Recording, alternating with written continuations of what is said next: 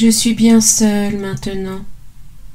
Voilà près de 300 ans que je suis pratiquement l'un des rares vestiges visibles du château d'Albert de Gondi. Je suis la porte des Gondi.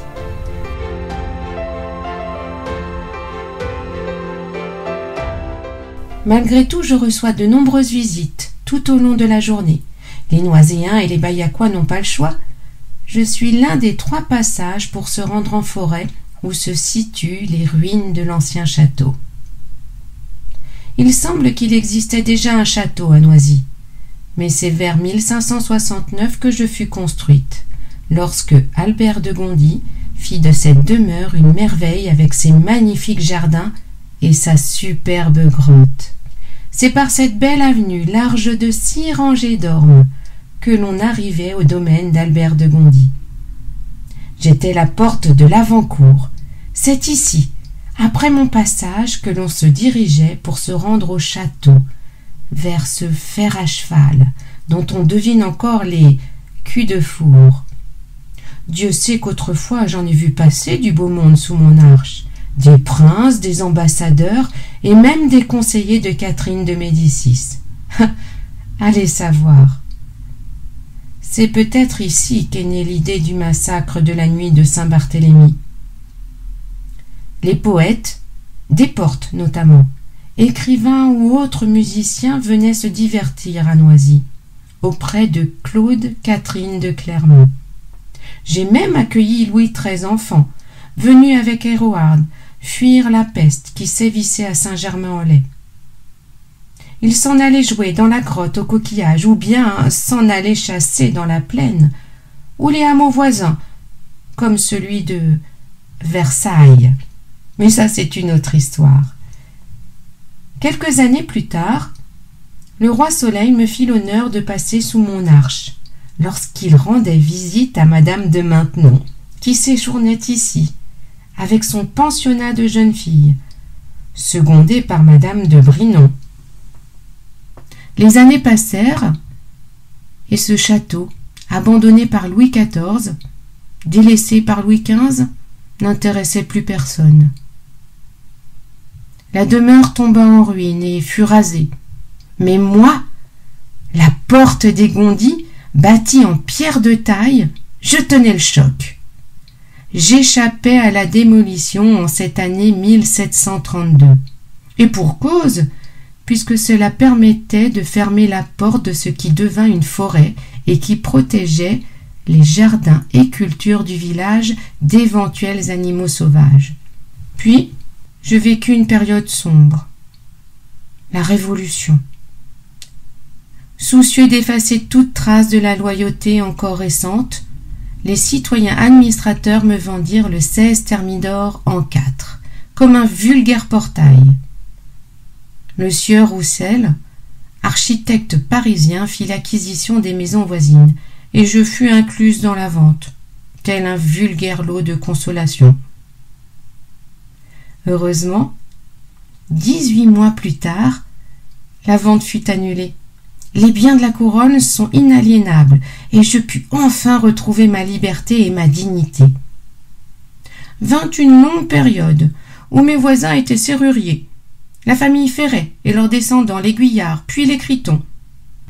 En novembre 1898, l'inspecteur des forêts veut faire fermer ma porte. Une convention entre la commune et l'administration des eaux et forêts intervient le 24 avril 1899, afin que je reste ouverte pendant le jour, mais l'ouverture et la fermeture doivent être assurées par la commune. C'est en cette fin de XIXe siècle Louis-Éléonore Criton qui s'en charge. Longtemps adjoint au maire du village, il prenait soin chaque soir de fermer ma lourde porte en bois et de la réouvrir au petit matin. En bon serrurier, il en possédait la clé, et involontairement, il me donna son nom. Pendant près d'un siècle, on me nomma la porte Criton. Ma clé existe toujours d'ailleurs, secrètement gardée par une famille noiséenne. On s'intéressait de plus en plus à moi. La vulgarisation de la photographie et des cartes postales au début du XXe siècle attirait les adeptes de Niepce et Daguerre. je devenais le lieu le plus photographié du village.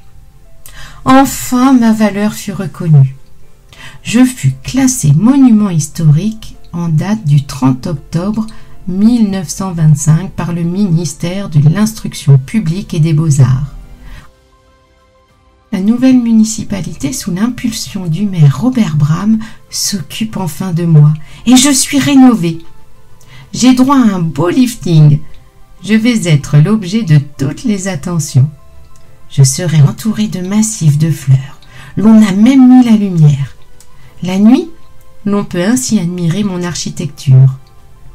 Et en souvenir de mon ancien propriétaire, l'on me renomma Porte des Gondis. Je suis alors le prétexte à de nombreuses photos, à quelques tableaux et même sur une initiative personnelle, à l'édition d'un timbre. Désormais, ce sont les associations soucieuses du patrimoine, notamment l'ARPNRB, qui, avec le soutien des municipalités de Noisy-le-Roi et de Bailly, est aux petits soins avec moi et veille à me faire connaître et me protéger, ainsi que le mur voisin, vestige du mur d'enceinte. Ce dernier a grand besoin que l'on s'occupe de lui également. En attendant, la végétation s'en charge. Mon statut de monument classé me sauvegarde désormais, et j'ai, en ce qui me concerne, encore de belles années devant moi, à condition que l'on s'occupe toujours de moi. Je suis une vieille dame âgée, et je donne quelques signes de fatigue parfois. Ma pierre s'use encore et toujours. Il va falloir continuer à m'entretenir. Vous ne serez malheureusement plus là, mais j'aurai pourtant encore plein de nouvelles histoires à vous relater. Enfin, plutôt d'anciennes histoires, comme celle où, lors d'une de ses visites, alors qu'il vint sans se faire annoncer, Louis XIV trouva porte close et dut patienter quelques instants le temps d'avertir Madame Brinon qui vient l'accueillir sous mon porche.